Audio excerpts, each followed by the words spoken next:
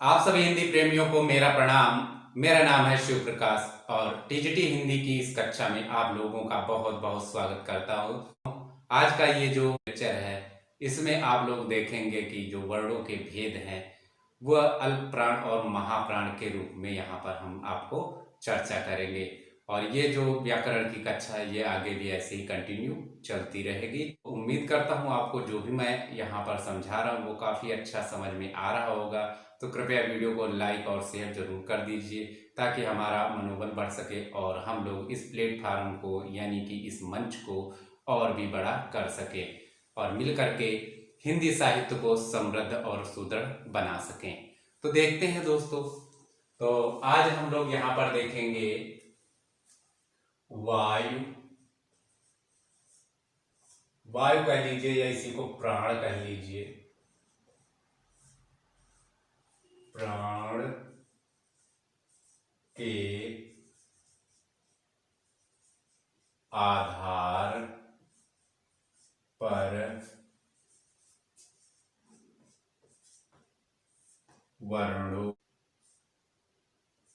के भेद। वायु के आधार पर वर्णों के जो भेद हैं वह दो प्रकार के होते हैं। एक तो हो गया अल्प प्राण, दूसरा हो जाएगा महाप्राण। तो अब हम यहां पर लिख देते हैं अल्प प्राण और यहां हो जाएगा महाप्राण। तो अल्प प्राण का मतलब जिसमें कम वायु का जो बाहर हम निकालते हैं या यूं कह लीजिए कि हमें कम जोर लगाना पड़ता है, और महाप्राण में हमें ज्यादा वायु निकालनी पड़ती है यानी कि ज्यादा जोर लगाना पड़ता है।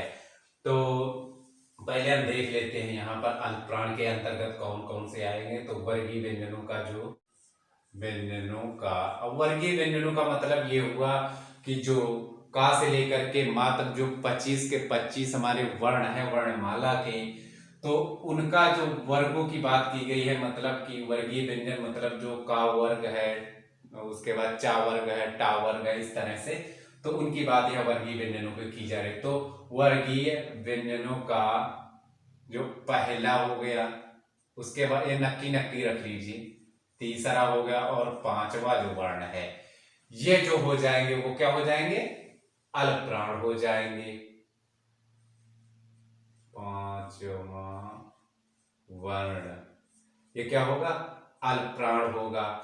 इसके साथ ही दोस्तों क्या है कि जो अंतस्थ व्यंजन,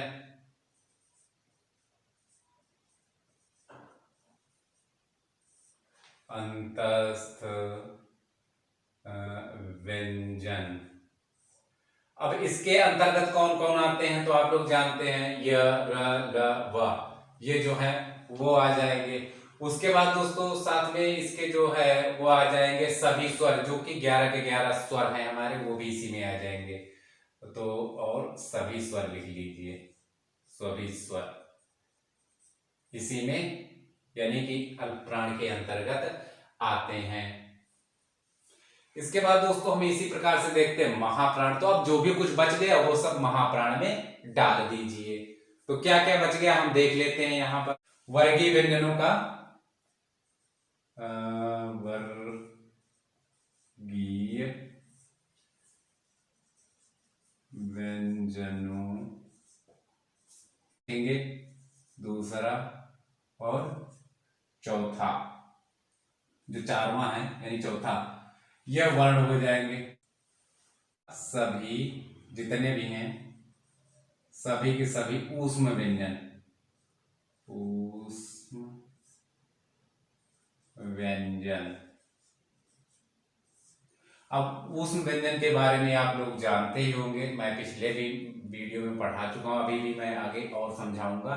तो जो ऊष्म व्यंजन होते हैं उसमें आते हैं आपके श ख श ह, ये चारों आते हैं। तो ये हो गया अल्प प्राण और महाप्राण। आप चाहे तो ऐसे भी अगर समझना चाहे तो समझ सकते हैं, ये हो गया। लेकिन अब मैं एक और भी अच्छा तरीका आपको बता देता हूं ताकि आपको आगे आने वाले समय में आपको कोई समस्या ना हो और आपका जो कॉन्सेप्ट है बिल्कुल क्लियर रहे, आपको बिल्कुल अच्छी प्रकार से इस बारे में जानकारी हो जाए। सबसे पहले तो आप लोग ध्यान रखेंगे कि हम लोग जो वर्णमाला है उसमें ऐसे लिखेंगे क ख ग घ अंग। तो इसी प्रकार से बाकी चावर का भी चलता रहेगा, छा का चा छा जा जाइया, उसके बाद टावर चलेगा, इसी प्रकार से आपका तावर चलेगा, इसी प्रकार से आपका पावर चलेगा। यानी कुल मिलाकर के ये पूरे यहाँ माँ तक ये 25 व्यंजन हो जाएंगे। उसके बाद दोस्तों आपको पता है, मैंने बताया था कि फिर 4 में लिखेंगे, यानी कि य र ल और व। उसके बाद फिर हम लिखेंगे श ख श ह, ठीक है।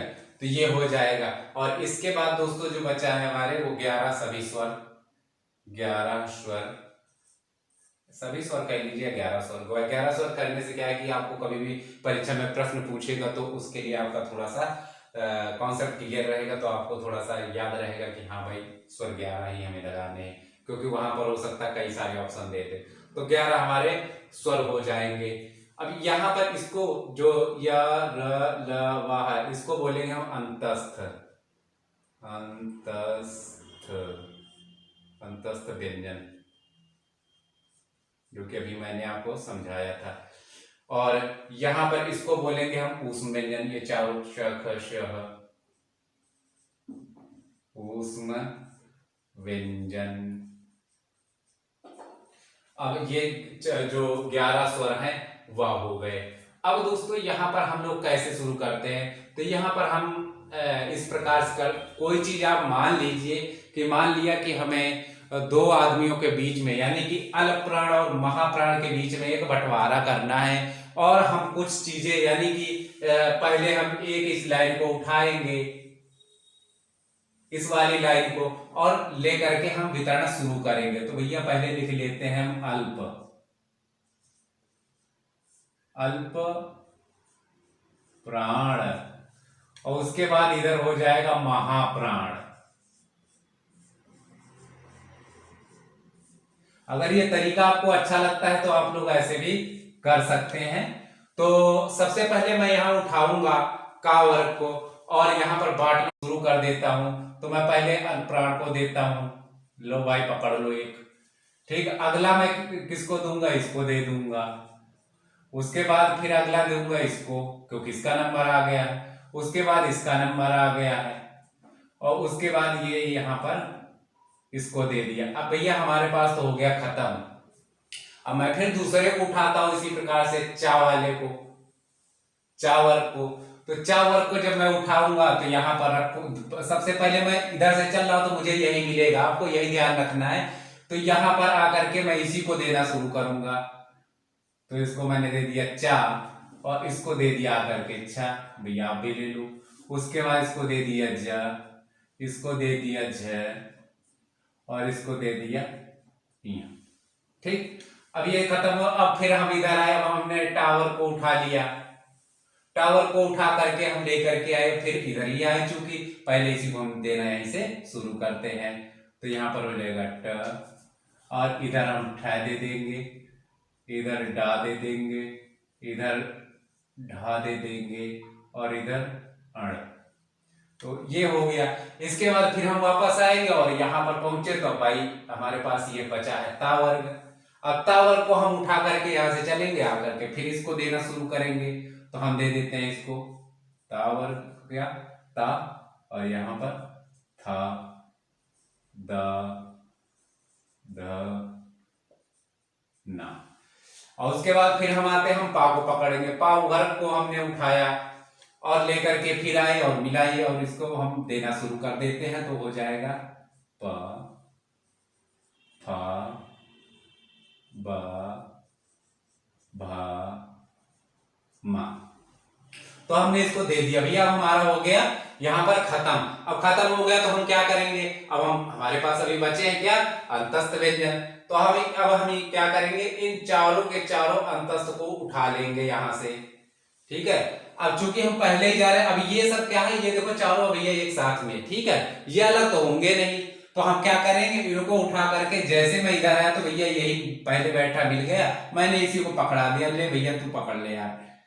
तो या र ल अ, यानी अंतस्थ लिख लीजिए यहाँ पर थोड़ा सा, ठीक रहेगा। अंतस्थ वैसे छोटा छोटा होगा, आप अपने हिसाब से लिख लीजिए, देख लीजिए, ठीक है। तो यो यार लावा अंतस्थ हो गए। अब चूंकि मैंने इसको दे दिया है तो यार इसको भी तो देना है, कुछ महाप्राण को भी दे दें। तो चलो भैया हम आते हैं वापस से। ये जो चार इधर ऊष्म व्यंजन पड़े हुए हैं इनको मैं उठाता हूँ, उठा करके इनको पकड़ा देता, ले भाई तू भी ले ले। तो ये हो जाएगा श ख श। हाँ, तो भाई इन चारों को उठा करके मैंने इसको पकड़ा दी, भाई तू भी रख ले, क्योंकि उसको दे दिया था, अगली बार इसको दे दिया है।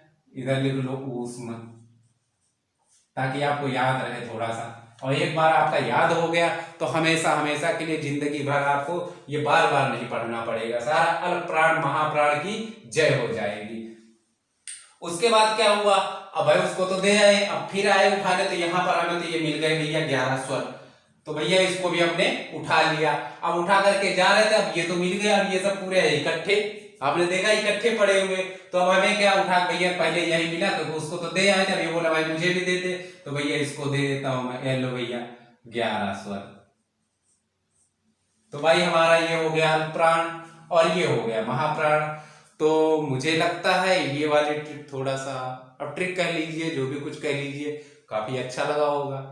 तो अच्छा लगा है तो वीडियो को लाइक कर दीजिए, साथ ही आप लोग वीडियो को भी शेयर कर दीजिए, ताकि हम लोग आगे आने वाले जितने भी हमारे एग्जाम होंगे उनमें इन सारे कॉन्सेप्ट का इस्तेमाल करके दोस्तों वहां पर अच्छा हम लोग परफॉर्म कर सके।